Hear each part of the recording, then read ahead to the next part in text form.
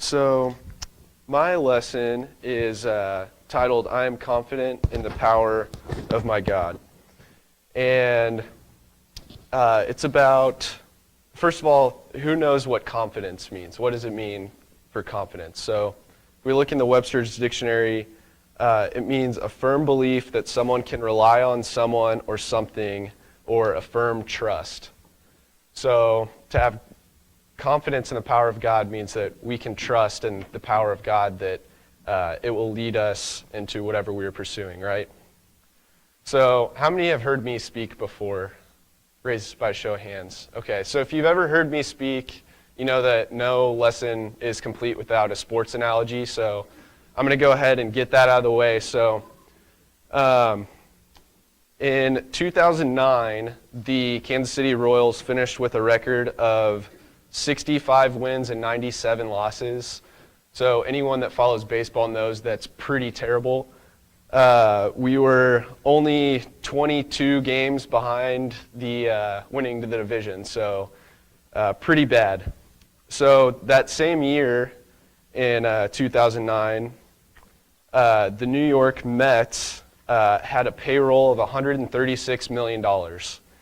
And the Royals, and the Mets had the second highest payroll in the majors. And the Royals had a mere $71 million payroll, which is about half of what the New York Mets had.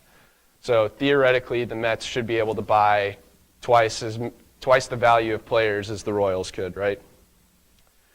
So while the Royals were kind of stinking it up, and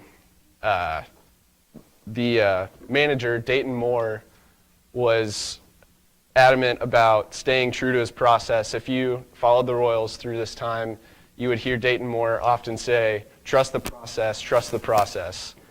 And the fans were kind of tired of Dayton Moore's trust the process. We kept losing more and more games. And a popular local sports blog had a article titled Trust the Process, Ignore Reality in 2009. And it kind of went into detail about how Dayton Moore is being delusional and trusting his process, and his process isn't going to work, and ultimately it's just going to lead to more and more losses. And Dayton Moore was quoted saying, let's just trust the process. If other people don't want to trust the process, that's fine. If they want to abandon the process, then abandon it. I'm not abandoning the process. I believe in the process. So Dayton Moore, he had a belief of how he was going to put this team together to win a World Series, but no one else believed him. But he had confidence in his theory of how he was going to put a team together. So because the Royals were a smaller team, they can't afford to have these big home run hitters or all-star pitchers.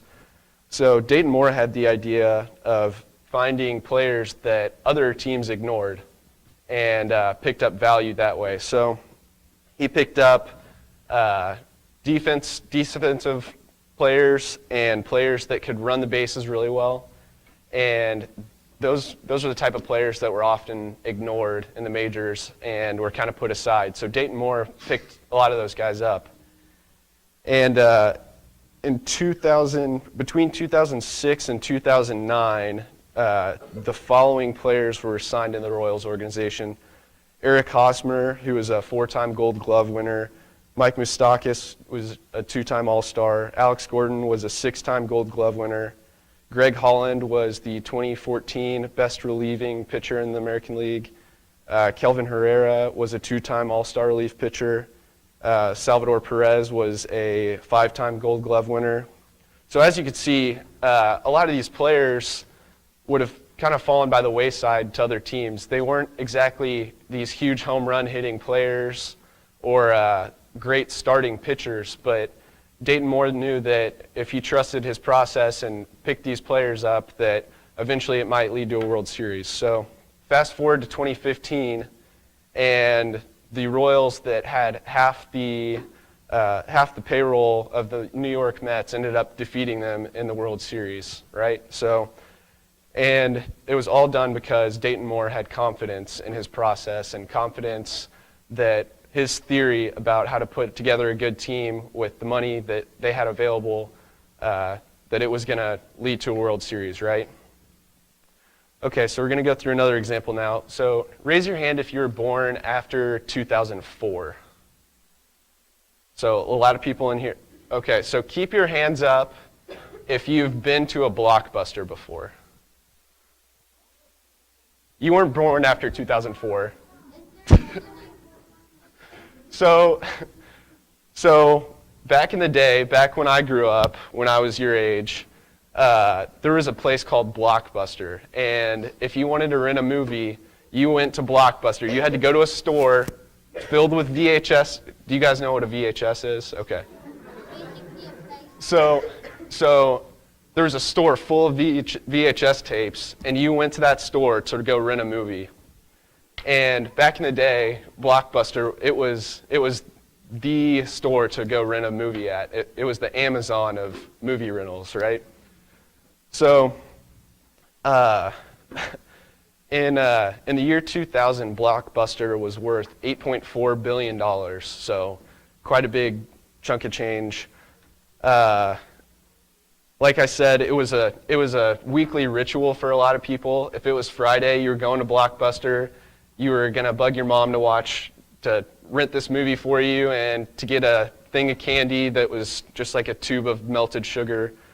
And that was something that you did. So in 1997, two guys thought of starting a company that instead of going to the store to rent movies, they thought, well, we could get people to sign up online and we'll mail them movies, and they can get their movies that way. And that business was called Netflix. This was Netflix far before the Netflix that we have today. Streaming wasn't a thing. Smartphones hadn't been invented yet. But these two guys decided that they were going to take on the movie rental giant Blockbuster with their new model of movie rentals. So when Netflix was invented or started, the DVD was only 2 years old, and it was the technology of the DVD that allowed them to easily mail DVDs to the customer, right?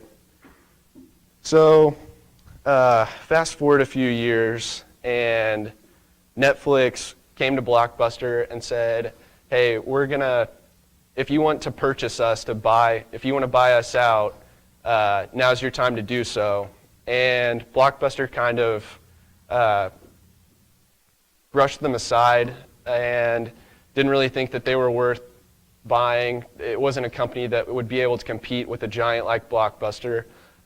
There's no way that they were even worth looking at purchasing. So the owners of Netflix, they were confident that their theory of why their business was better than Blockbuster's was going to ultimately help them and overtake Blockbuster one day. So it was the owners' confidence that this business was going to work that allowed them to stick with things. And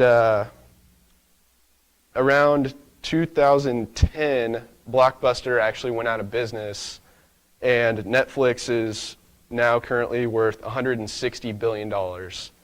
So Blockbuster made a bad choice of brushing them aside and not wanting to buy them out.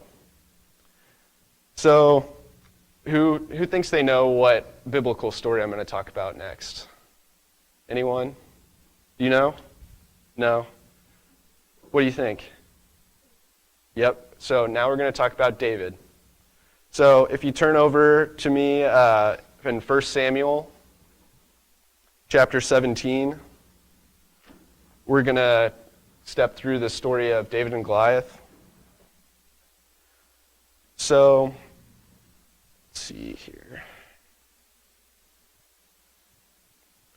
So starting in verse 1, to set some background, Israel was now coming to war with the Philistines, and the Philistines were an army that were trying to overtake Judah at this point, which Israel was currently inhabiting.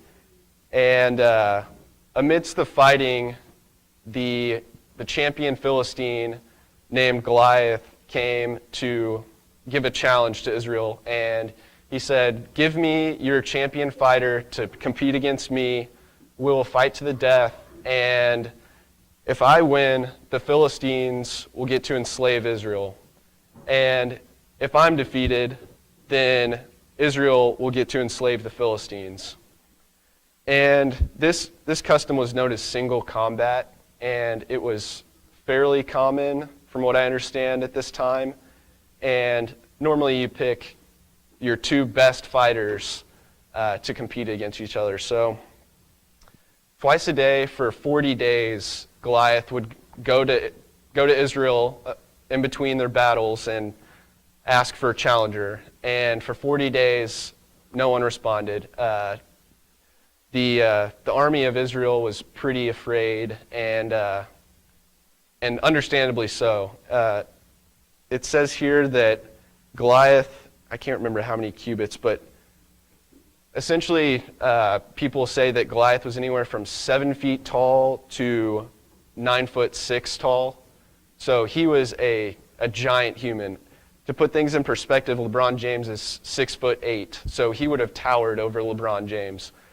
So it also says that his spear weighed anywhere from 15 to 20 pounds, and his armor weighed 125 pounds.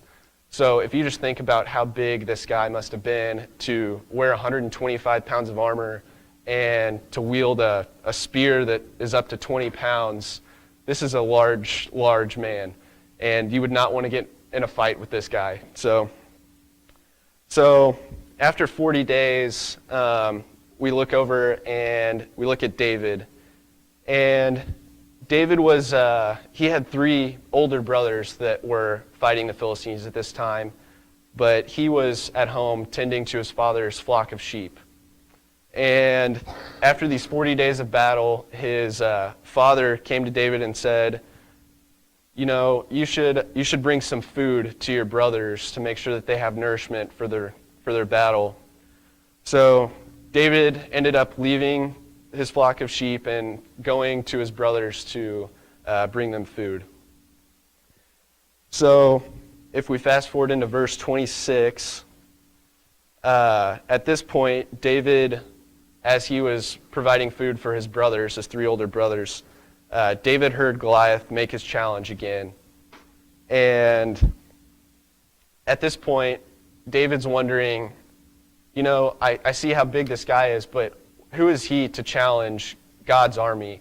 God is overwatching this army. Why is no one up to challenge this guy?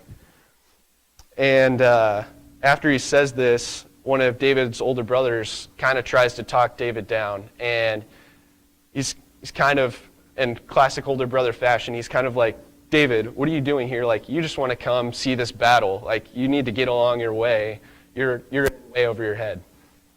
So David, again, is he's discouraged about how no one from Israel is going to challenge Goliath, despite the fact that they're fighting for God. And in verse 31 through 37, David goes to Saul, and who's leading the army. And he went back and forth with Saul for a little while over whether he should fight Goliath. And Saul kind of had the same reaction that David's brother had. He said, "You know, who are you? You're but a young boy. And Goliath, he's been a warrior since he was a child. He's been a man of war. So who are you to think that you could defeat that? It's a death wish." And finally, and at this point, David is probably, from what I can tell from researching a little bit, David is less than 20 years old. So that was around the age that you would be enlisted in the army to fight. So he was younger than 20 years old because he wasn't not fighting out of his own will. He just wasn't old enough to fight. So if you think about, he's a teenager essentially going up against this guy.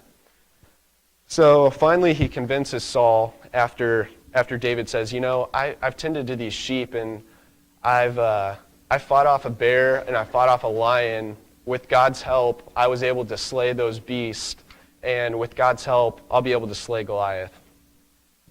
So Saul finally is persuaded and says, okay, I'll let you fight, but here's some armor and here's a sword so that you have something to fight with. And David again says, I'm not really familiar with these weapons. All I need is I have a staff and I have a sling and I'm going to get some rocks. And with God's help, I'll be able to defeat Goliath. So he goes to challenge Goliath, and in verse 43, Goliath sees who is challenging him, and he kind of makes fun of David. He said, "Who are you? You're a young boy. You look feminine. Like you're not a man. Who are you to come challenge me?" And then he made fun of his staff, and he says, "What do I look like?" Basically, what he says, "What do I look like? A dog? Like, what are you going to do with your staff?" And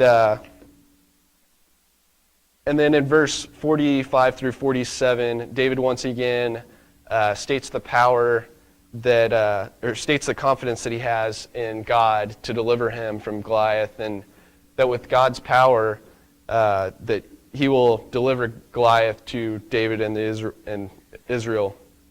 And David said that this day will the Lord deliver thee into mine hand, and all the earth may know that there is a God in Israel. And all this assembly shall know that the Lord saveth, not with sword and spear, for the battle is the Lord's, and he will give you into our hands. And then after David gives the glory to God, he takes a sling and throws one stone, and it hits Goliath in the head and kills him. So it was because of David's confidence in the power of God that allowed him to have the courage to challenge Goliath, despite the fact that the rest of Israel's army should have had that same confidence as well. They all knew that God was on their side, but they didn't have David's confidence in God's power that they should have.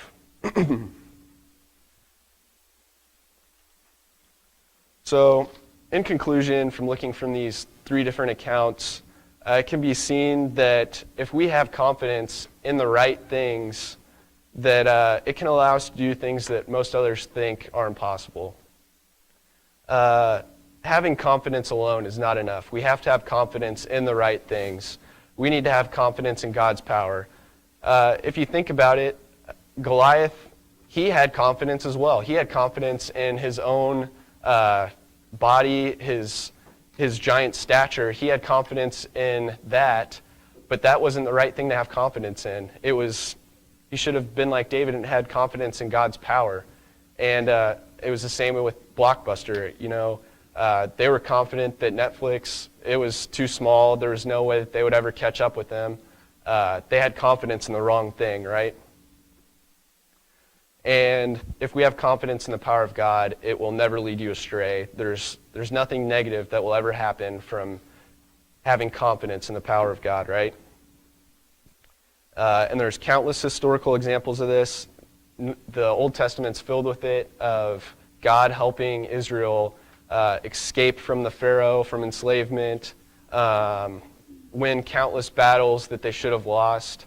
So if we look more in the Old Testament, there's countless prophecies that were accomplished through God's power.